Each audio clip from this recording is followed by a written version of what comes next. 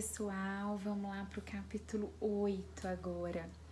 O capítulo 8 do livro Autoestima, né? Como aprender a gostar de si mesmo. O capítulo 8, Nathanael Brand, dá o nome de viver com autenticidade. O que seria isso? O quanto eu tenho uma coerência entre aquilo que eu penso, que eu sinto e que eu falo, ou seja, que eu expresso.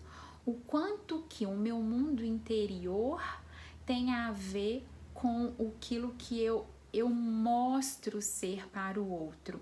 Eu tô sentindo tristeza e eu tô falando que eu tô com raiva e eu tô tendo comportamentos de raiva.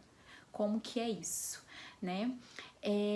Ele fala que quando a gente não tem essa congruência, quando a gente não é coerente, a gente está mentindo para nós mesmos. E aí ele dá vários exemplos, né? Quando eu falo que eu estou com raiva e na verdade o que eu tô sentindo é medo, quando eu falo eu te amo, mas na verdade o que eu estou sentindo é uma raiva por essa pessoa, quando eu me mostro mais ou menos, né? Quando eu me mostro ou para mais ou para menos também do que aquilo que realmente eu sou. Então, às vezes aquelas pessoas que você fala assim, nossa, essa pessoa tem uma autoestima super elevada, alta autoestima, né? Porque ele enche a bola dele mesmo. Mas será que ele sente isso sobre ele? O que ele fala é o que realmente ele sente, né?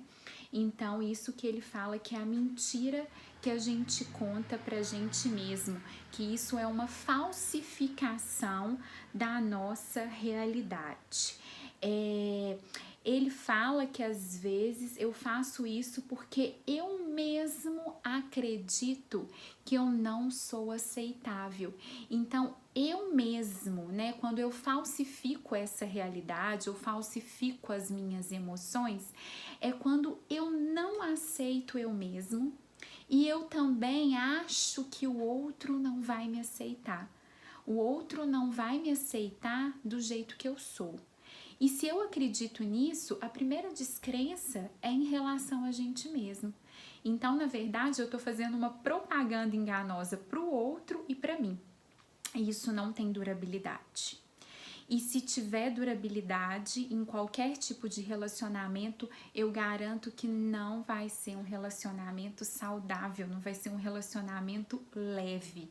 Porque eu tô valorizando muito mais a ilusão, ele fala assim, olha, eu estou valorizando muito mais a ilusão que eu crio de mim e que eu faço o outro acreditar sobre mim, né? Quem vive iludido é criança, né? Criança pode viver iludido, né? Quando a gente é pequeno, a gente acha que os nossos pais são os nossos super-heróis, né? Que perto deles não vai acontecer nada com a gente, que a fragilidade, que a incerteza, né, não existe. E quando a gente vai virando adulto, esse momento aí de coronavírus, né, tá nos dizendo que assim, nós somos frágeis sim, né? Que super-heróis não existem, que os nossos pais também são frágeis, que eles também estão com medo dessa situação, né? Eu posso contribuir, mas eu não tenho garantia, né? Eu posso ajudar e posso ser ajudada, mas eu não tenho uma garantia disso para minha vida, né? Então, a pessoa que vive iludida é criança e ela tem uma grande dificuldade se perpetuar isso para a vida adulta. Ela tem uma grande dificuldade, na verdade, com a autoestima e com crescimento. Então, é aquilo que ele fala, né? Valorizo muito mais a ilusão que eu crio de mim e que eu faço o outro acreditar, né? Então, eu estou valorizando, na verdade, muito mais como o outro me vê, eu tô valorizando muito mais o outro e aí eu quero mostrar uma imagem linda, maravilhosa minha para ele do que eu mesma. E aí, às vezes, no dia a dia, a gente não percebe o sacrifício que a gente faz e o quanto que isso pode nos adoecer. A gente passa atropelando, porque aí tem o trabalho, tem filhos, tem a rotina, a gente vai nos atropelando. E os adoecimentos e os sintomas que nos mostram e que nos fazem parar para poder pensar assim, gente, tá legal a forma que eu tô levando a minha vida? Eu tô sendo coerente comigo mesmo? Ou eu tenho uma tendência a mentir para mim mesmo, né? E essa tendência eu vou sempre me sentir um impostor.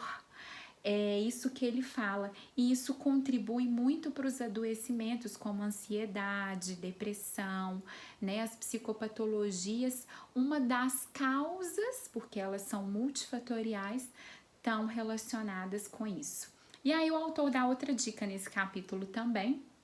Eu selecionei uma, mas por isso que eu sempre falo que vale a pena ler, porque tem muito exercício. Mas nesse capítulo ele fala pra gente fazer uma listinha das mentiras que você conta pra você. E é pra gente poder fazer isso sem censura, sem essa ideia de nos punir ou de nos sentir culpados. Mesmo porque o processo de autoestima é a gente se conhecer, aceitar pra depois mudar, não é isso?